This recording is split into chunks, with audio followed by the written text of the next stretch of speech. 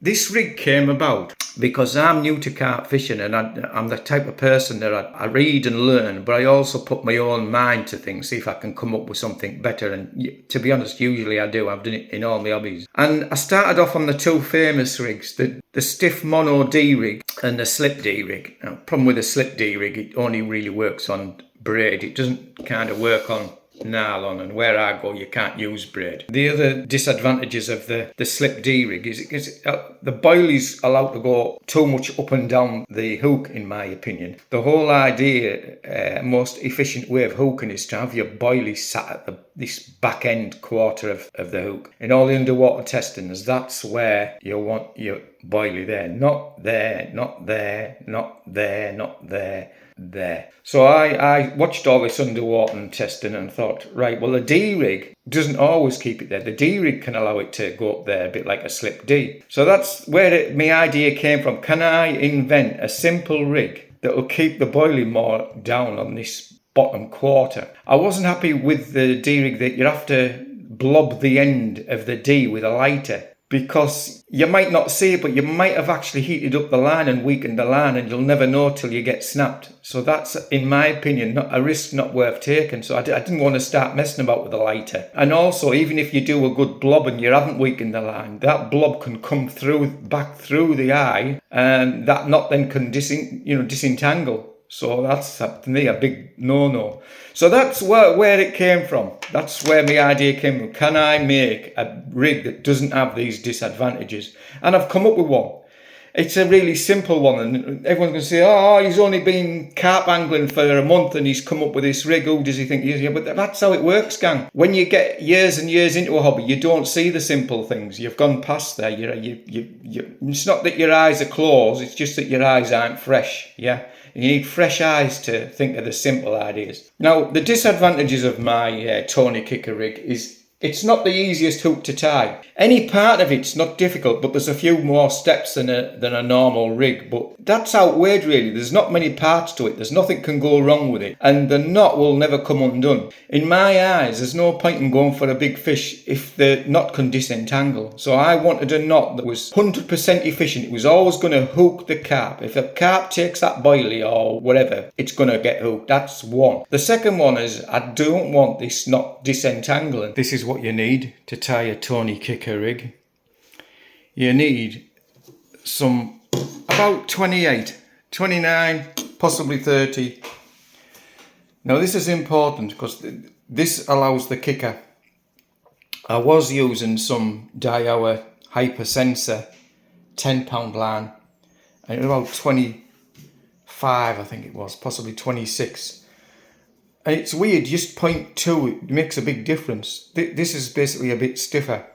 Now you need the stiffer line for two reasons. One is so that your rig is a bit of a boom, it's a bit stiff and it's not going to tangle. It's going to flick out away from your bum. But the other reason is so that the kicker works. If it's too thin a line, the kicker on the hook won't work. And if you go too thick of a line, you won't be able to get both lines through the eye of the hook. But I reckon you could go a little bit bigger. I think 0.30, possibly 0.32, depending what hook, obviously, you know. This is from Go Outdoors, by the way. It's only £3 for 300 metres, and it's cracking line. It looks like that. But pair of scissors, hook tire, a hook knot gauger, a rig puller, and then your hooks. Now, the type of hooks you use is very important. You don't want a curved shank. Remember, the curved shank gives you that self-righting properties. When you do a palm test, this back of the hook sort of allows the rig to turn over. That's why people use a curved shank. It's the turning properties. But this Tony Kicker rig is going to create a better turning property than curved hooks.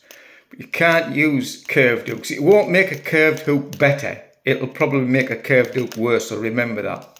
You need a straight shank. Now, it doesn't matter if the end of the eye is slightly turned out, very, very slightly turned out. That doesn't matter. If anything, it probably helps.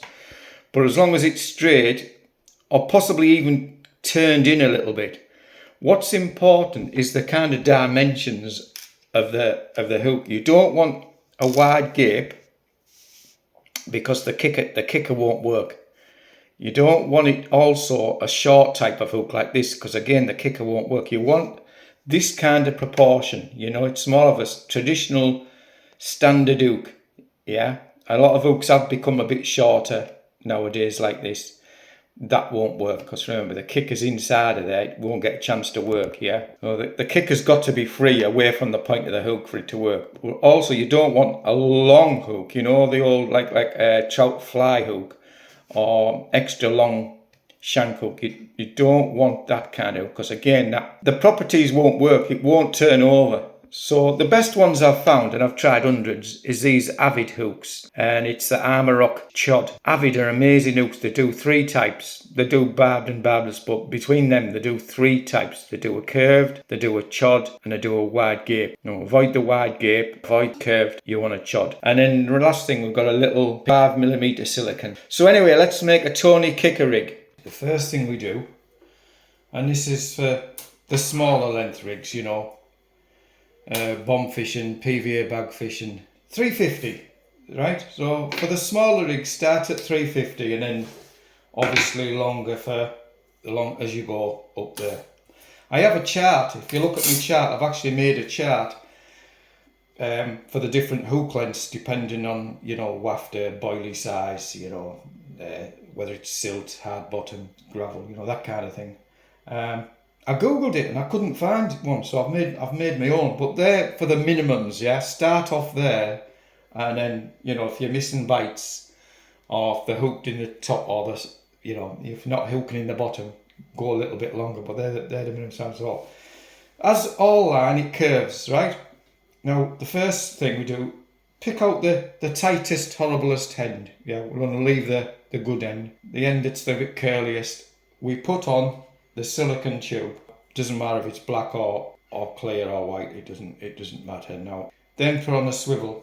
This one's 11mm, 12mm. Swivels, you can get a round swivel or a slightly elongated swivel. The slightly elongated swivel works better. So then pull yourself a tag about 70mm. We fold it over, we support it with the middle finger. We've got both of them. We push the spike through and sort of force the silicone through like that. Grab it, pull it through, so we end up with a simple overhand knot. And we wet that. We're on a 15mm hook length rig. Pull that tight, pull both ends tight. Now when you pull it off, remember this line's springy. If you're not careful, if you pull it now, this knot could go that way and make it 16, 17mm. We don't want that. So what we're going to do when we pull it with a hook puller, we're going to pull it this way. If anything, we want it 14mm, not 15mm. So we're going to pull it this way. Yeah. And we're going to tighten her up. Pull both of them. And then cinch it down with thumb and nail. Always keep your nails about 1/2 mil, 1mm. Not too long, not too short. Yeah, they're great hook tying nails. Yeah, about 1mm. That's the first step. Put it back down. Again, you need to see which way it curves. And this hook is going to be there. So you're going on the back side of it. Okay, like that. And then when we get to the tag end, and I forgot the important thing, don't cut your tag end. Don't cut the tag end. You need this tag end. Remember, this is a Tony kicker rig.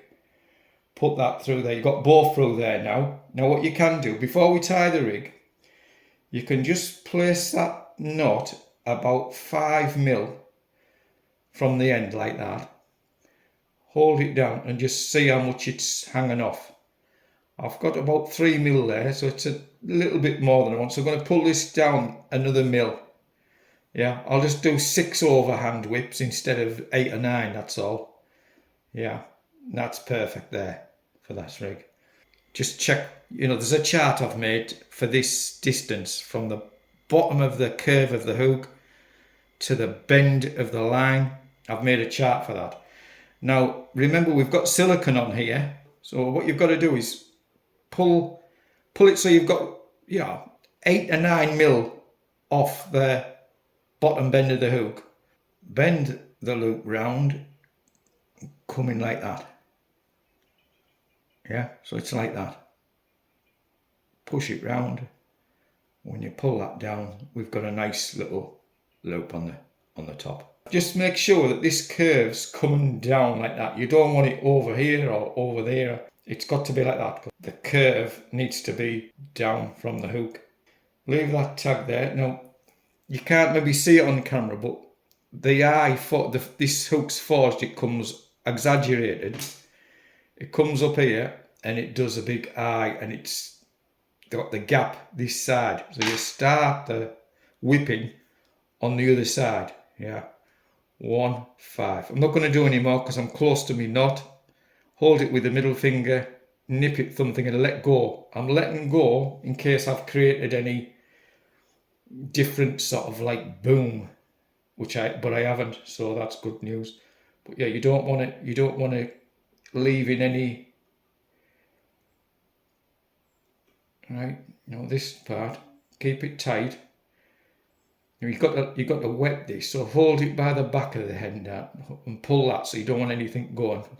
I've only got about 5 whips on there, but that's okay. That's all you need. Wet it, give it a good wet. Now this is important. When you're pulling it down, you don't want to be as you would normally do. You don't want your line pulling that way. Be careful. You're not kinking the line, twisting it, putting a bend in, or you're not pulling it this way, that way. It's got to be pulled down how we want it when you're pulling this. So you wet it, you hold both of them and you pull it down like that. And as you pull it down like that, be careful with your thumb, you don't kink it. Put your nail in the back, cinch it down with your nail. This is why you need 1mm lens. Wet it, do exactly the same thing to the other side. Now you can see, I could have gone round another one time. There's about 1/2 mil to the knot, but that's okay, that's not important. Now this knot can't come undone because this tag has gone through the eye. Even if this first knot did come down, it's just going to hit that whipping and stop. And that line, this is a great thing about, this is why it's so strong and efficient and untieable. It can't, that end, unlike the D-rig, that blob comes back through here. The whole knot unties itself. It can't with this. Now be careful cutting this. You don't obviously want to cut both. That's coming down there about the right angle. You want 5mm, 4 5mm. And that's it. That's your Tony kicker. 4.5, 5mm. Obviously this is only a size 8 hook. If you're using a 4, obviously make it a 5mm kicker. If you're using a 2 size rig, make it a 5.5mm kicker. We've got 2 lines now making the kicker. We've got the line coming down at an angle, which makes the kicker. Both of them together. I'll show you the palm test when it's done. Right, we'll put the loop on, so you measure it whatever distance you want. I've made a chart for whatever size waft or boilie that you're using. Fishing over hard ground, or if you're fishing over like rocks or silt or weeds. There's a chart there for you. Now, they are the minimum sizes, yeah? Now, for a clean bottom on a size like 10-8 hook, you only want about 91, 92mm. Now, when you're after experiment, I know with this line that it shrinks when I use the knot tire, 11mm. So I want to make it about 93. So I want to make it about 104. So put your nail on 104.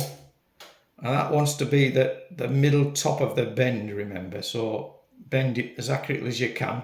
If you do it the same every time, it doesn't matter how you do it, remember. It's just be consistent. Now a little tip, when you're going to do this hook tire, most people have it 90 degrees like that. Don't. Have it like at 3 o'clock. Have it angled like that, because when you twist this will do that. This will come round, so you're allowing through the back. Once, see how this loop straightened up. Once, nip it a bit harder so it can't go around twice. Nip it hard so it can't twist. This loop can't twist. Use this finger to put it over. Pull it down. Get it in that gap. Turn it over. Don't tighten it. Give it a good wet. And with your hook tire, I hold it with the second and third finger so I can use my thumb and finger. Pull the tag end down. Now, how you pull this tight now will always have a factor on how you finished hook length. So be consistent. Doesn't matter how you do it. If you pull this left first, it will make a difference. Or pull this right first will make a difference. The way I do it, I just do a little bit of both. And just be consistent with that. Gradually doing it every time. And that's why I get to know accurately. I know it's 11mm. So whichever way you decide to do it, be consistent. Give it a little pull. Make sure everything's tight. Now we can cut the tag end. Always check your hook length. See what I mean? I was aiming for 93. 93. Now what I'm going to do, I'm going to show you how effective this rig is. It's got two very, very important high rate things with this rig. One is it's hooking, very high hooking, but the other one is its reliability. But to show you the hooking, we do a palm test. Now if you're new to palm testing, this is the fish here. This is its mouth, and it's got a raised part. That's your palm. It's acting as the fish's mouth. You drop it on your palm and pull it back, but you pull the line. You don't pull a line that way, and you don't pull a line exactly down that way. You pull it at a bit of an angle, so you pretend that is the bomb. You want to be pulling, that's, the fish has picked it up and turned up, moved away. So you want to be about that angle, something like that. That's what you should do when you're doing your palm tests, okay? So fish's mouth, try and drop it in the middle of the palm at an angle, bang. Bang, bang, every time. Now I've got different size. I've got that's supposed to be a 15. They're more like a 14. These are the mainline response tutti fruitis. They're more like a 14. This is the dynamite pepper one. They are a 15. This is the sticky baits krill 16. Yeah, these you should have an 8mm spike. Really, but we'll show you. It doesn't come through, look. Hold it at the end like that. Get your fish's mouth, drop it on, pull it back. Drop it on, pull it back. Drop it on, pull it back. Every time. Every single time it turns over. This is why it's so good. So you've ended up with a rig that's relatively easy to make. It's a bit more complicated than some rigs, granted. But it doesn't take a long time to actually make, and it's not overcome. It doesn't have a lot of parts that can go wrong. There's no parts can go wrong. That's the great why it's so reliable. So I've got a 15mm now. Fish's mouth, drop it in the middle, angle, bang. Fish's mouth, drop it in, angle, bang. Every single time. Did you see the hook turn over? I might do that in slow motion for you. I'll do one at least in slow motion so you can see how the Tony kicker actually does kick in and turn the hook. Now we're onto a sticky baits krill 16mm. Hold it by the end like that. Ooh. Ow, ow, ow, ow. Ow, ow, ow. So yeah, it's going to hook every time. It's reliable as any knot. Yeah, it can't really come undone. Now if it had a bit of weed, a bit of debris on the bottom, let's say you're using a 15mm boilie and a size 4 hook, the 131. Again, these are the minimum. Start on these as a minimum, work up. So them's your charts. I mean, that looks simple. That took me weeks to make that camera. And I searched the internet for rig charts, hook length charts, and I couldn't find any. So as far as I know, that's the first. About a 50-degree angle. You can see the kicker there, look, digging in. Can you see that? And that helps to turns the hook. You can see it digging in there. And that works every time I do it. I'll try and do one a bit slow. Yeah, see it turn over. It forces the hook to turn over. I'll try and get one so it originally lands upside down. Let's see if I can just... There. See, the hook was upside down and it's still, look at the kicker forces it to turn over. It's an absolutely brilliant rig, gang. Just remember who started it, Tony, the experimental angler. Do not try make out that you invented it a long time ago, because you didn't. It's a lie. And now if you do that, I will come and hunt you down and drown you. You are being warned. And I don't talk shit, I mean it. You will get drowned. It will look like a drowning accident.